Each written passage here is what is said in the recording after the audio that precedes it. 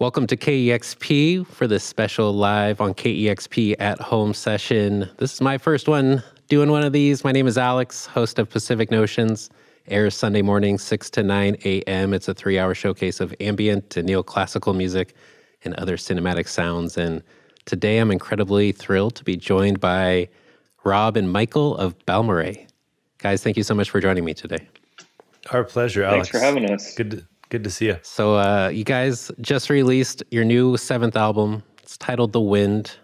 It's been quite a journey from, it sounds like the writing sessions for this record to its release back on April 7th. Looking forward to chatting about that journey.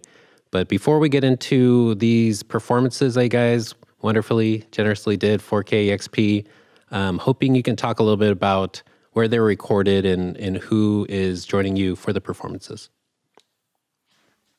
Sure. Rob joined me out here in Los Angeles, and we were very fortunate to get into Sound City Studios, which is, of course, one of the most famous rock studios in the U.S., if not the world. Fleetwood Mac did Rumors there. Nirvana did Nevermind. Neil Young after the Gold Rush. Tom Petty. The list goes on and on and on. We actually had a hard time finding a studio, and this just kind of worked out. And we got in there and kind of did sort of a stripped back set, obviously with COVID protocols and safety requirements. But it was a really, really fun time. So we were really happy to make it work. Okay, cool. And it's the two of you, and you're joined, at least on the first track, by a cellist. Is that correct?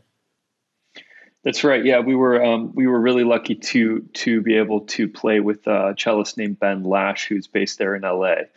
So he joined us in, I believe, 3 of the pieces that we did. Okay, cool. The first track we're going to get into is Rose and Abstract. It was the first single off the release. And I remember when it got sent to me, the first time giving it a listen, the opening notes kind of took me back a bit because it is a unique instrument that's used right at the beginning of that first single. Hope you could talk a little bit about that instrument and how you guys kind of try to recreate that instrument for this live session. Yeah, so right at the beginning of that song is it's a pipe organ. We recorded this record in Berlin in a studio in a complex called Funkhaus. It's called Saal 3, and it is currently operated by our friend and composer Nils Fromm, who has famously renovated it and brought it back to kind of its original condition. It's an incredible space, and so we were really lucky to get into his studio and to do some recording with his instruments that he has living there. One of which is an organ that he had custom built. And it's wooden, and we have some videos of it online you can check out, and you can hear it in his music as well. But the nature of it is it's like a very pure, straight tone, so it doesn't have a lot of color. But yeah, it's we were lucky to use that instrument at the beginning of the song. Yeah, and I think that organ's gone now. I think that organ's no longer in that studio, so in the nick of time. Yeah. And then at Sound City, we were lucky that they had a little pump organ there, which is also a really cool instrument. So I was able to translate that line that is on the record played on a little bit more of a grand sounding instrument, but this one has that kind of a little bit more of like a harmonium sound. So we were able to use that. Yeah, I was curious if that was also a pipe organ that you guys used at Sound City. So yeah, you can hear the Sound City one. You can kind of hear me pumping the feet. You can hear the bellows if you turn it up, turn up the audio a little bit. Okay, cool. Yeah. Well, I say we get into these first 2 tracks that you guys performed as part of this live on KEXP at home session with Rose and Abstract, followed by The Myth.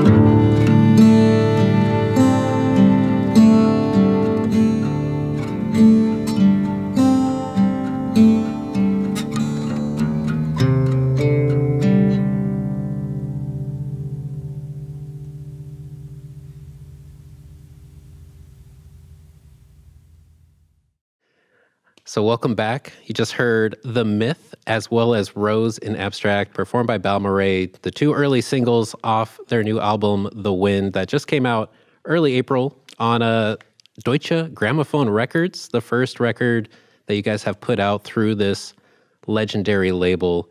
I'm hoping you guys can talk a little bit about just kind of the journey of this record, because it does seem like it's been a very unpredictable road between writing these sessions back in 2018, 2019, recording them, as you mentioned, at Nils Fromm's studio in Berlin, and then the pandemic. And now we're here.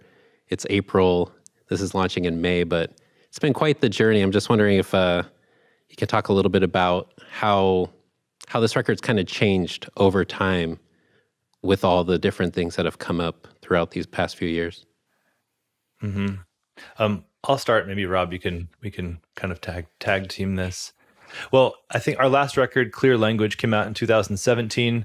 So by the spring of 2018, we were sort of done touring on that record. We took a little bit of a breather and then immediately started writing these songs, and we recorded it, and it was actually finished right at the end of 2019.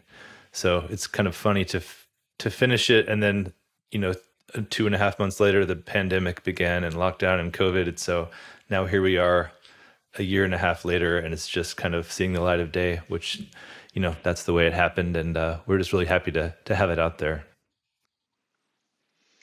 Yeah, I think like a lot of times, I've talked to other artists about this, but you end up making something, and it oftentimes takes at least a year for it to come out and for other people to hear it. So for a lot of artists, the thing that you're presenting is often a reflection of something that took place for you very intimately years ago, and I think that's definitely true for a lot of artists during the pandemic, because there was a lot of stuff that would have come out in 2021 that people, had to push back for various reasons.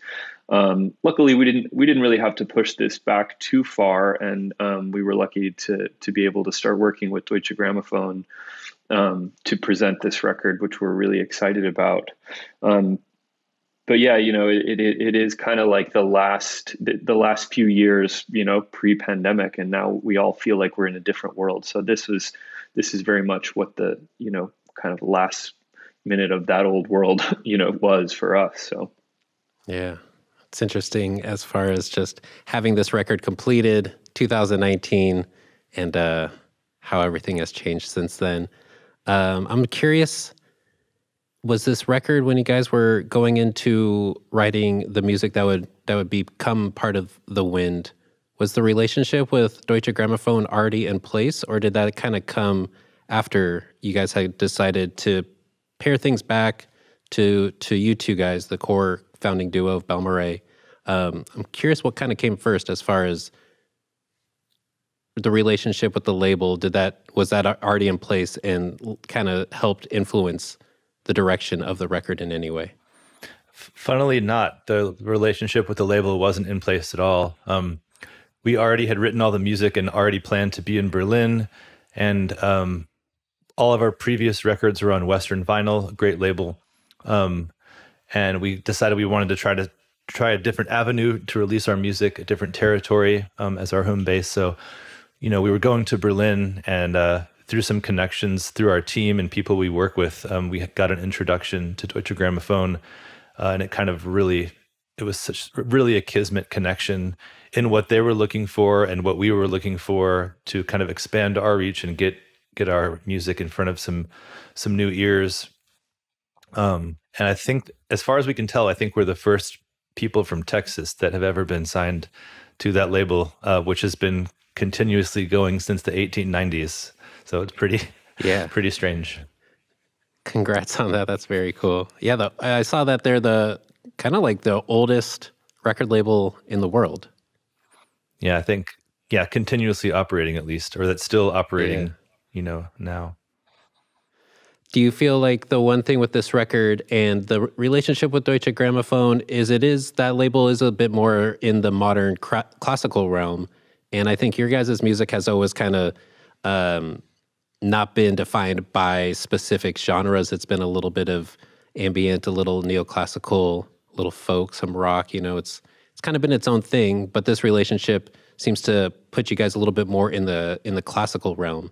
Was that something you guys were hoping to do with this new record, or do you feel like you're kind of opening up Deutsche Grammophon's audience to your guys' music, which still does incorporate some different styles and influences?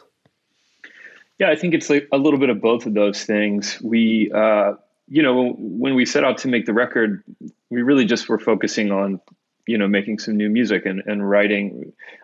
We kind of had set out to start writing a set of songs a little bit more similarly to how we used to do it at the very beginning when we first started the band, like 15 years ago. And that was just really focusing on Michael and I in a room together, working out a song in kind of like a place. And yeah, so in terms of just the general way that the music fits into a genre, each one is kind of different, and each song is kind of different. So I think it just so happened that we were writing some music that is maybe leans a little bit more towards the classical category. And I think maybe that is something that would interest the, people who are already familiar with Deutsche Grammophon.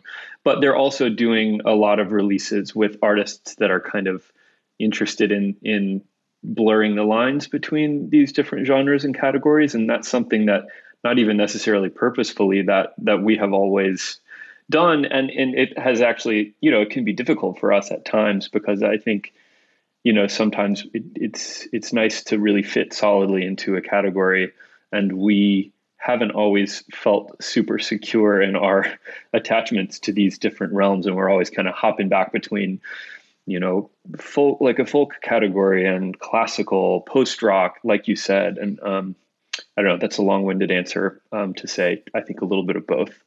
Yeah, I do think it is cool that Deutsche Grammophon has been branching out. They're kind of a label that I'm just seeing more on my radar in some interesting ways, because they are starting to branch out a little bit more, and I think blur the lines a little bit from maybe what they were really focused on doing for a long time, and kind of bringing in some new sounds into their roster and into their catalog.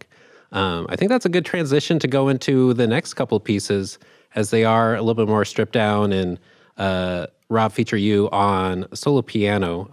So we're going to go into Evening and Nuys, a couple kind of deeper cuts, if you will, off the new album, and then Ne Plus Ultra. Anything you guys want to share about these tracks before sharing the video of the performance?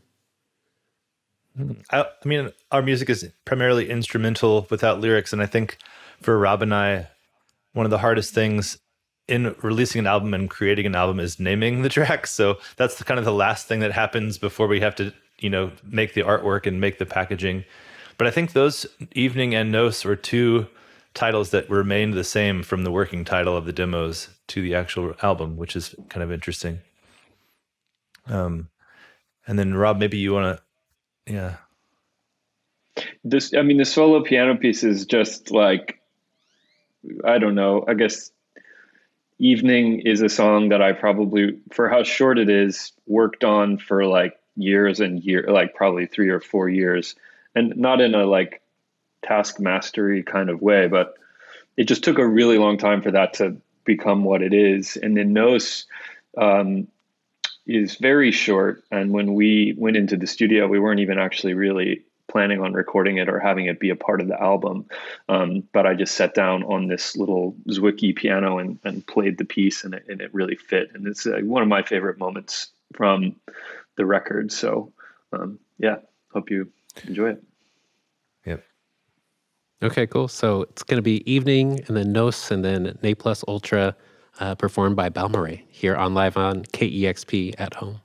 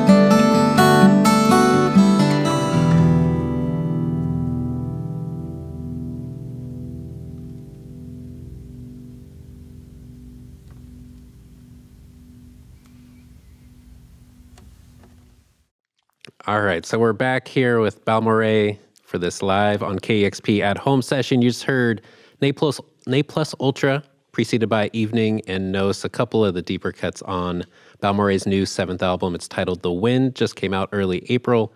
I was hoping you guys could talk a little bit before we get into this final song about some of the inspirations behind this new record. The press release cites this old 13th century map as providing some inspiration for the record. There's a French poem that is recited at the beginning and the end of the album that seems to lend itself to the title of the record, as well as Greta Thunberg also providing some inspiration. So curious if you could talk a little bit about this. Well, I'm most curious about this map, first of all, that you guys discovered and led to inspiring some aspects of this record, and hoping you could talk a little bit about that. Yeah, it's all kind of connected a little bit, at least in our minds. So the text that you hear at the beginning and the end of the album is a French translation of a Latin text called Otia Imperialia, a little section of what I think is considered one of the first instances of an encyclopedia. So it was 13th century, and it was kind of a collection of mythical stories and natural wonders, and it's kind of the first time that someone compiled the information in this type of way. The map that you see that's also printed on the inside of the LP is called the Erbsdorf map, which was an example of a type of map called a mappa mundi, which were early European kind of like conceptions of the world, basically. So it's kind of like early versions of what Central Europeans thought the world was shaped like. And the man who wrote the Otia Imperialia was thought for a long time to have drawn that map, although I don't think that's actually the case. So I'm trying to be succinct with this. We've made a lot of music, and it really is like just kind of a musical expression. So oftentimes when you're done, creating an album, at least for us, we think like, how can we present this? How do we tell this story in a way that kind of elevates this essentially kind of just musical information? And there was something about that story that captured our imagination. And I think at a time in our society when we're seeing a lot of the faults in our society and how much progress needs to be made, there was something interesting about revisiting a time where the conception of the world was so clearly from our perspective completely wrong, or so just basically like highlighting the idea of how much we don't know about the world, how much we don't know about each other and our society. And I think in a lot of ways, viewing music and art as like a kind of immediate mode of communication that can help foster better understanding, growth between people, so like as a mode to challenge and highlight all the ways that we don't really know what's going on in the world. I don't know. That's long-winded, but so they're all a part of our way of framing this music, I guess. And cool, it is very. that.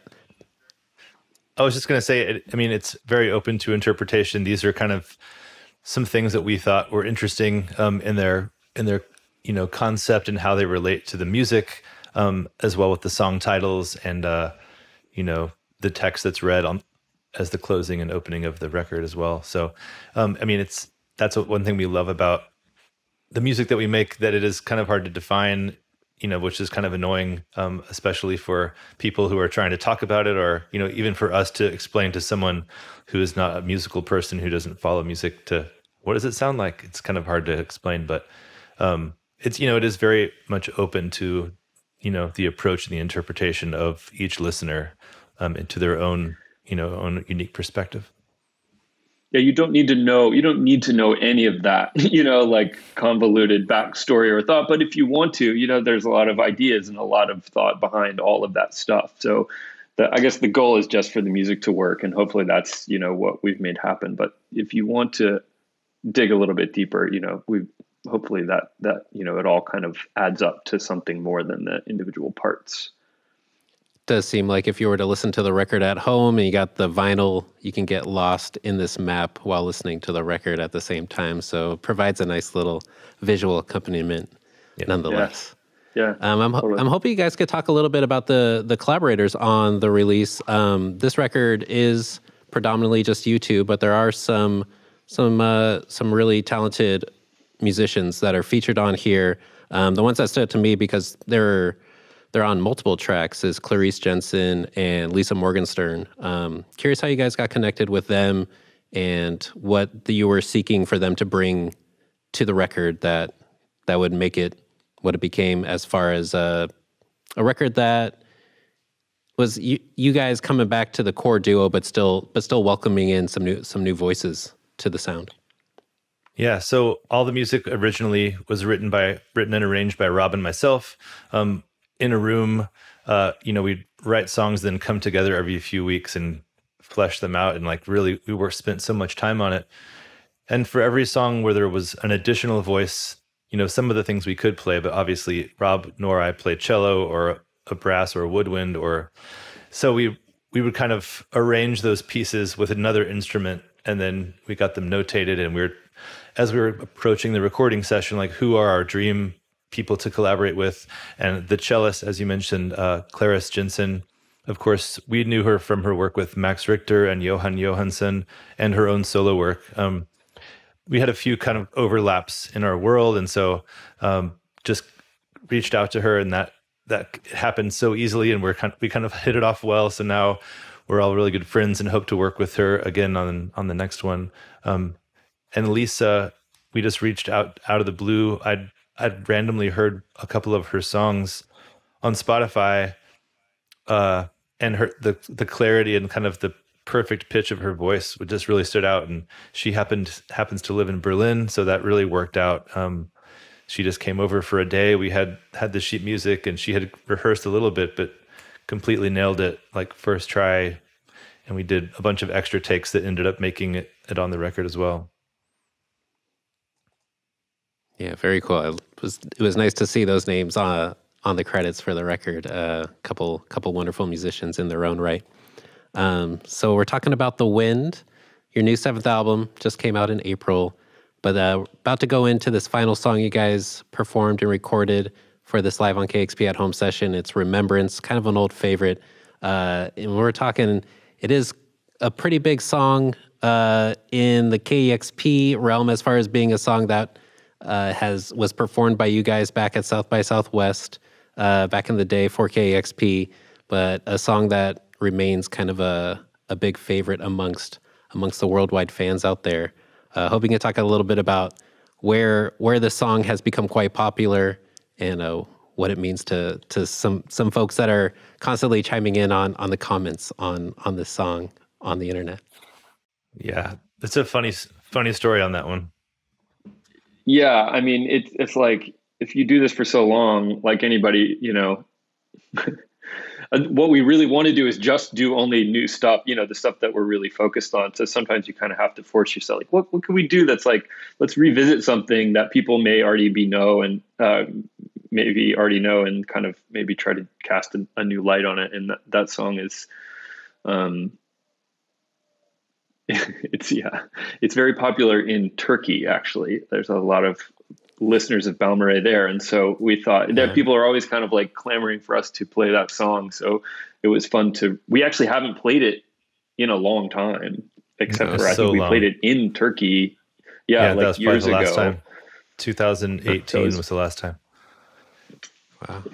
I did notice there was a lot of Turkish comments on the YouTube video. It was licensed in a really famous Turkish film in 2015. Okay. And so it was kind of like, I don't know what it would be comparable to. Like, it was like a war movie about, I don't know. Anyway, this song became popular in Turkey, and we've since played there, I don't know, 4 or 5 times, always to like a sellout crowd. But the first time we didn't realize that's why we were there, and we didn't have a banjo with us, which was the primary instrument of the original arrangement, and people were not happy. So the next time we came, we made sure we brought a banjo, and now appreciate bringing this one back onto the set list. So let's get into this final piece. It's Remembrance by Balmorhea for Live on KEXP at Home.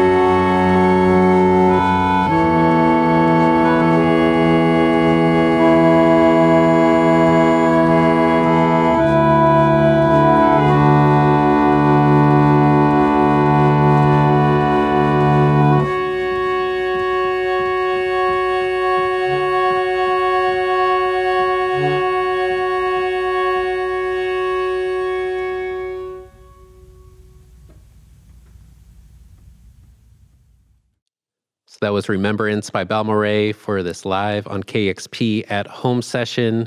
Balmorhea hanging out with me in celebration of their new album, The Wind, as well, that just came out on April 7th. Hope you guys can talk a little bit about, we already talked about some of the collaborators on the record, but hoping you can talk about Jonathan Lowe, who helped co-produce this record and seemed to have quite an involvement on the record. Go ahead, Rob. Yeah. Our good friend Jonathan was the co-producer on the record, and he came with us to Berlin.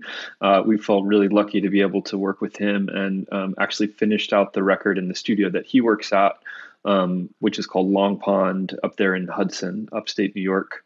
And just, it was really it was really great to be able to travel and go to Berlin with him, and then actually bring that project back to the States to finish.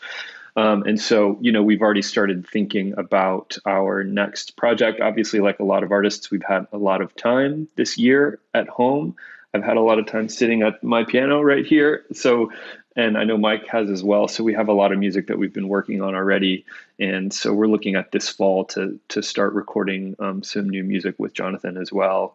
So it's kind of cool to be able to establish a relationship with someone as skilled as him, and to be able to view this not just as a single project, but hopefully, multiple records that we can kind of bring out together. So we're really lucky to work with him. Cool, very cool. So music already in the works, hopefully starting recording later this year. As we are in this interesting phase of 2021 where people are starting to get vaccinated, there's hopes of some live shows coming later this year, many shows already on calendars. I'm curious if there's anything that you guys see as doing differently with your live shows, if anything, when live shows return for you guys. Is there anything you guys hope to do a little differently, either because of this record or because of just what we've experienced over the last year plus? I would say one thing that we did have some forethought about, especially with all the piano, this record is quite piano centric, that we kind of don't want to do any shows unless we can have, a real acoustic piano. So that's kind of like our foot, making a line in the sand. Like we want this music to be presented in the most pure way that it can be, to represent, the recording and our original intent. And I think, like everyone watching, listening, we're all probably listeners and lovers of music first. So I think we're just so excited, to be able to be listening to music in real life.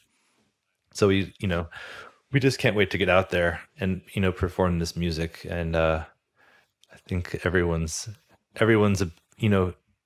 better for being able to experience art, in front of them in a tactile way. So there's nothing like the sensation of having, sound waves hit you in your physical body. So it's going to be good.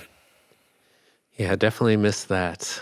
Definitely looking forward to whenever you guys can make it here to Seattle, performing in a space that, is able to capture the sound you guys are going for with your live performances.